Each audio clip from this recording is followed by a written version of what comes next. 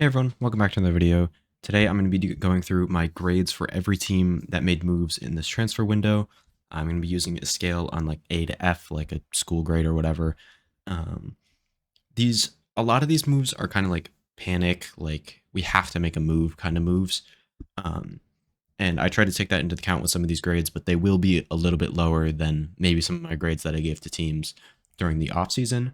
Um, but yeah, I tried to be fair with that. But let me know what you think in the comments below. Make sure to leave a like and subscribe. And yeah, let's get right into it. So we'll start here with Cloud9, who I'm going to give a B minus. They dropped Jake and Whippy and picked up Moose and Rooney. I do agree that this team needed changes.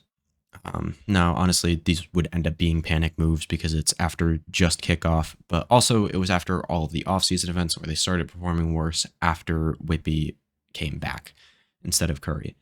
So I don't see a world where you can realistically keep Whippy on this team. The issue I have is them dropping Jake for no reason, seemingly. I mean, he wasn't great at kickoff, but I thought he was fine and did his job.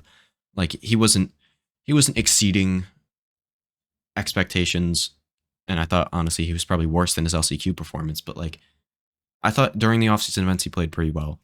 During LCQ he was fucking insane, and then like this event he was just and would like to see him get at least one more event personally. Obviously this means Vanity's probably returning back to Smokes, which I don't hate, but also I think his individual play has been significantly better on Initiator, and I just don't think Rooney's too great of a player personally. Now if they wanted to pick up Rooney and Moose, um, I don't know how popular this take will be with people, but I would rather them have dropped Zeppa than have dropped Jake. And I just want everybody to hear me out before you run to the comment section. I just think the type of flex player that Zeppa is not good for this meta at all. He can't go into more of like the initiator stuff with like the Sova, the Fade, all that stuff because he's just not good at that. But he also can't really go. I mean, he could go into the duelist route, which I actually wouldn't hate. But like, he can't play Viper, which you need. Like, all of these top teams have top Viper players like Zelsis, Munchkin. Oh, yeah.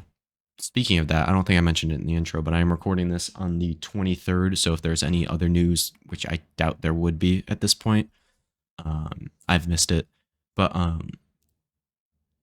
and also I'm going to be excluding Chinese teams from this because I don't know enough about that. But I just don't see a world where this team is significantly better going into split one. Now, I do think Vanity's IGLing has been better on Smokes, which you could argue that that'll make a big difference here for them, which, I mean, honestly, it probably will. That's their only path to getting better is if Vanity's IGLing looks like some of the best in Americas on Smokes, which it definitely could. But I'm really not big on Oxy. I'd almost no, I can't say that. That is too obscene because he's actually like pretty good.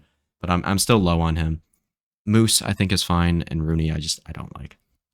So I'm kind of just talking circles at this point. So we will move on to the next team.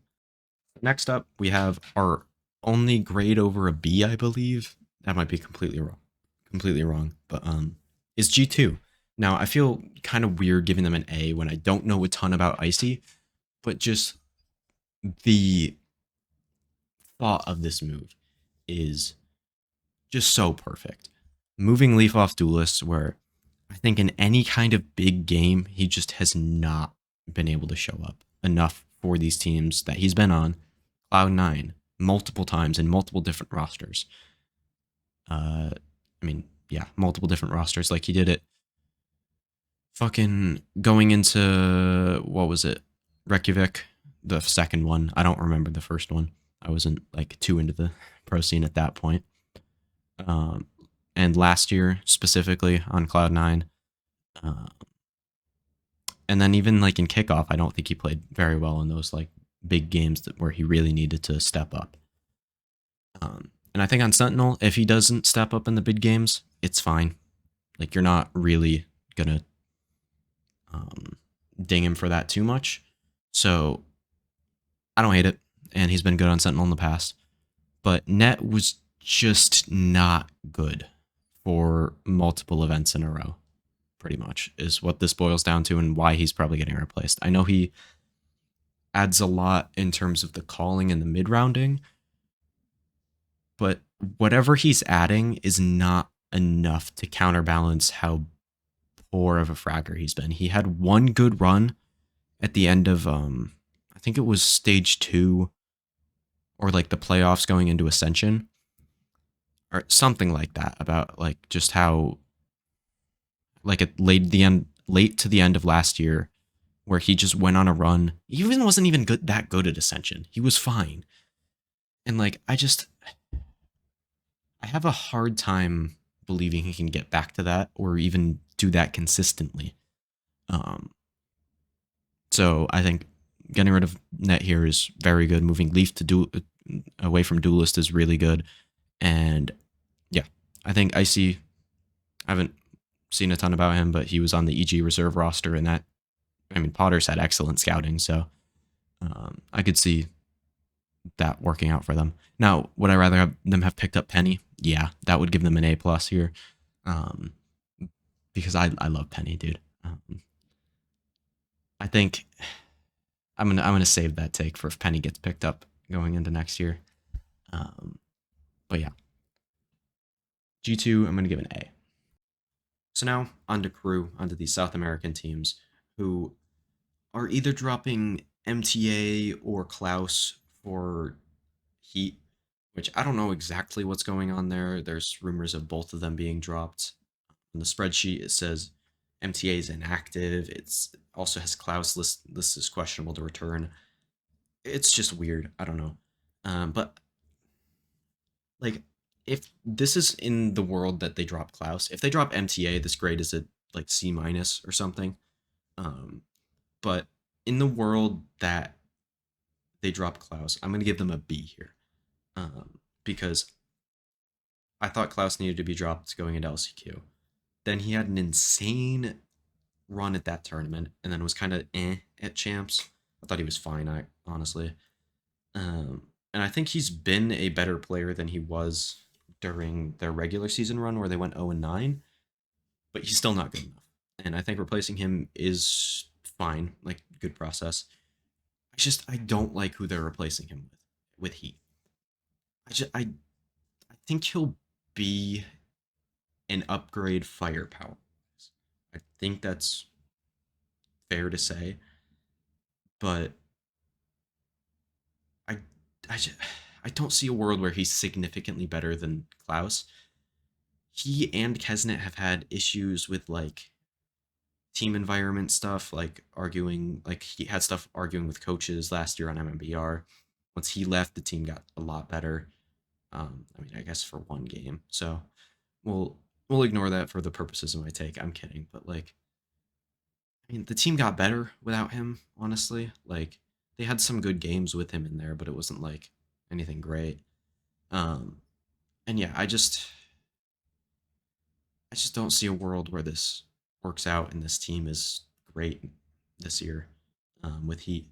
Now, again, if they drop MTA, I thought MTA looked really good in the games they played, and they're not dropping Klaus, and that would be really weird to me. So there is definitely potential here with this roster. I think if he does work out, then you're talking about like a potential, I don't want to say Shanghai contender, maybe more of a champs contender, I think. Um, but yeah, they're just a little weird with crew. I have very mixed feelings on this team if you can't tell. But yeah, like Klaus being gone is good, but bringing in Heat, I don't love. Is pretty much what it boils down to.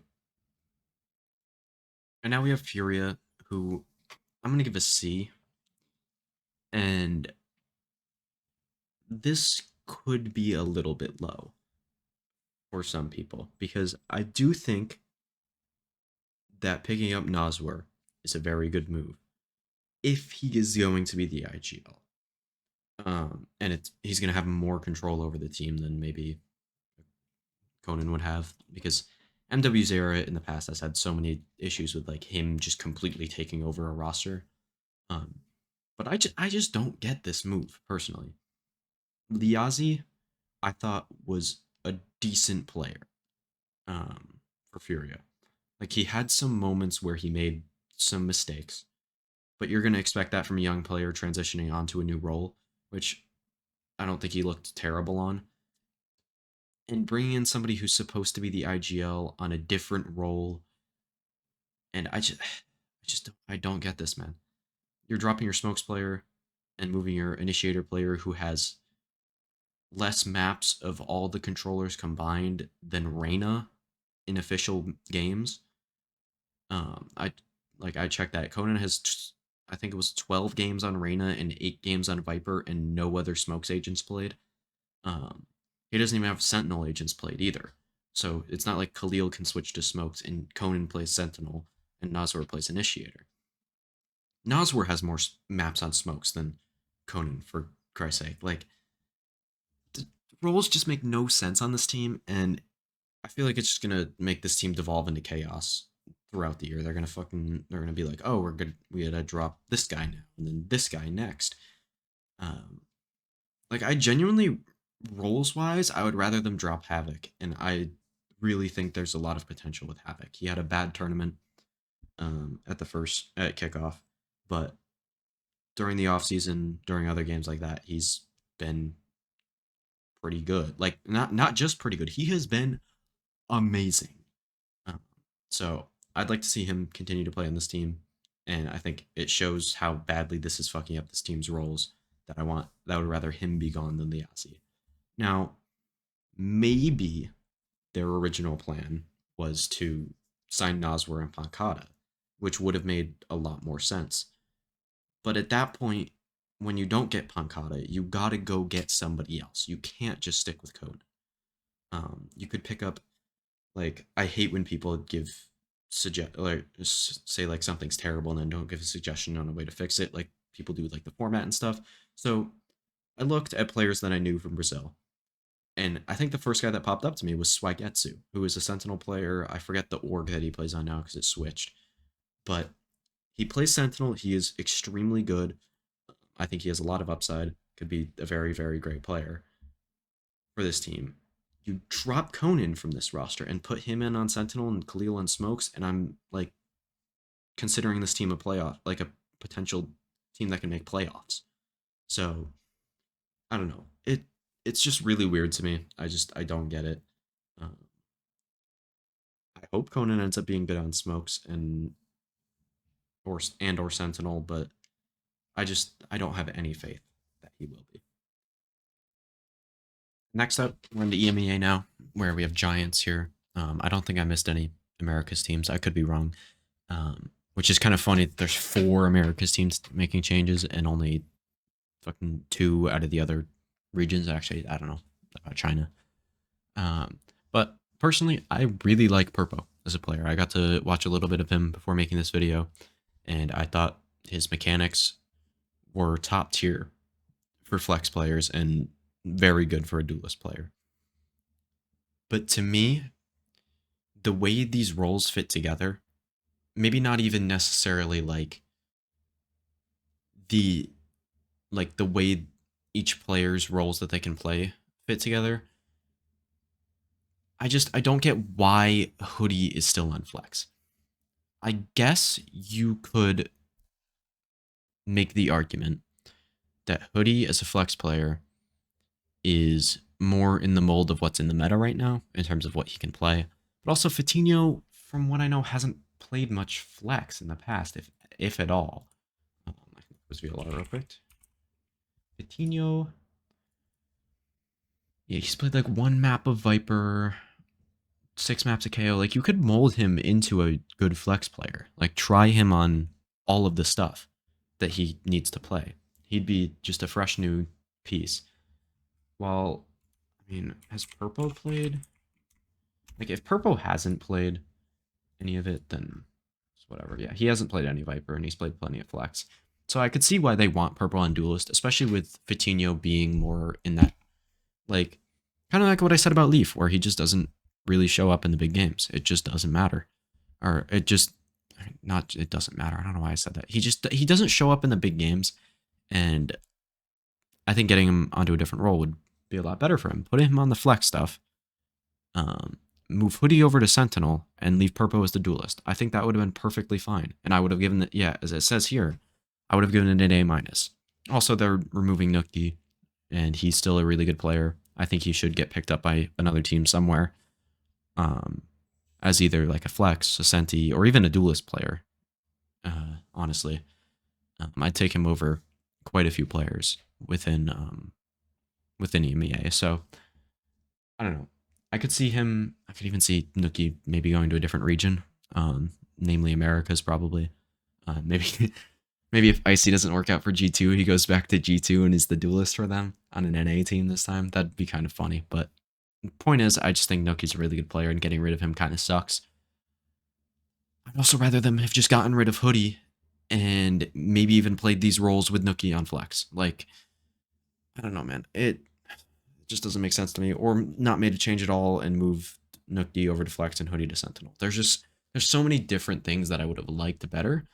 But I like Purpo, and I like moving Vitinho off of Duelist, so I can't give this too low a grade, so I'm going to give it a B. Or B minus, sorry. And now onto our last team here, where we have Bleed. This team is just utter chaos. They're just devolving into fucking dog shit, man. I've talked about this on my podcast that I'm on. I think it's titled The Unnamed Podcast. I've linked it in descriptions with other videos. I'll try to get it into more descriptions on these videos. I just got to set it as an actual channel default. So once I do that, it'll be in the description of every video. You can go check out past videos and look at that. But I don't know. I like the players that they got with these moves, even though I give it a D+. I like Zest a lot. I think he should be in a tier 1 team. I like Retla. I think he's pretty good. Didn't watch him a ton, but he seemed pretty good. Again, not great. I don't know. I don't see him as a significant upgrade to what I saw from Egoist in the off season. Obviously, Egoist played like absolute dog shit in Bleed's kickoff game, so I could see Retla being a significant upgrade over that. And even though this team has 2, maybe even 3 if you count Ye, great players, at kickoff, they had no clue how to work together. They had terrible setups. Their comps weren't even that good. And this team mainly got through Ascension off of individual skill and not really like putting their players into a position to succeed, which like with Ye being your duelist, you need to set him up. And he will look really good if you set him up. But I think bringing in Zest could kind of fix that. And I don't know. This team doesn't have an IGL as well. My brain is in as much chaos as this team is.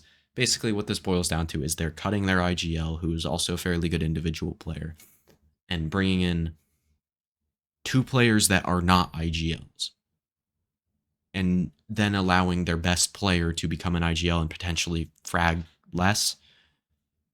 It's just a terrible direction. I think they're going to need to blow up the roster if they want to make use of this Ascension slot. And yeah, I don't like Darion. I think I spelled his name wrong, actually. I think there's an E in between the Y and the O. But I don't think he's right. Yay, I think he's probably cooked, especially after this roster that I don't think is going to do very much. I just think his confidence is going to be fucking shot, and he's going to probably retire or some shit like that. Like, yeah, he was the best player of 2022. Yeah, that could still come back out. But unless something drastic changes with this team, I don't see that happening. So that was it for my offseason or transfer window grades, whatever you want to call it. Let me know what you guys think of my grades in the comments below. Really curious to see what people think about a lot of these moves. I think there were probably some very unpopular takes in there with certain players, but it's stuff that's kind of built up over a long time and has actually panned out pretty well. But I will be doing full schedule predictions and power rankings for every region outside of China, uh, and that'll all be coming out after this video. So stay tuned for that. I'm literally just gonna be going through every game on the schedule and predicting it now. Tell you who I think is gonna be making playoffs out of all the teams and everything like that. So yeah, that should be very interesting. Be doing predictions every week throughout the regular season. So stay tuned for that as well. So, and leave a like, subscribe, stay tuned for all that stuff. And yeah, I'll see you guys in the next one. Peace.